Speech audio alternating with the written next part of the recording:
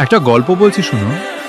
আমার বাড়ির উল্টো দিকে 10 বছর 11 বছর আগে একটা বাচ্চা মেয়ে তার মায়ের সাথে নিচের তিরপল বিছিয়ে বসে পেয়ারা বিক্রি করত।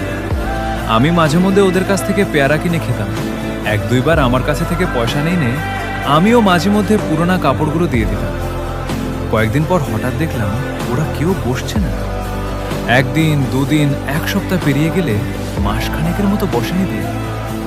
একদিন সন্ধ্যার দিকে বাড়ির ঢোকার দিকে ল্যাম্প পোস্টের নিচে বাচ্চাটা একা বসে আছে পেয়ারাগুলো নিয়ে। আমি জিজ্ঞেস করলাম, এতদিন পর কোথায় বেড়াতে গিয়েছিলিস নাকি?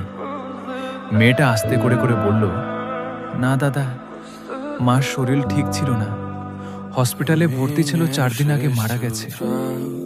আমি ওটা শুনে কিছু বললাম না, দোতা পেয়ারা বাড়ি কিনে ঢুকলাম। কিছুদিন পর একদিন বিকালে বৃষ্টি পড়ছিল। বারান্দা দিয়ে দেখলাম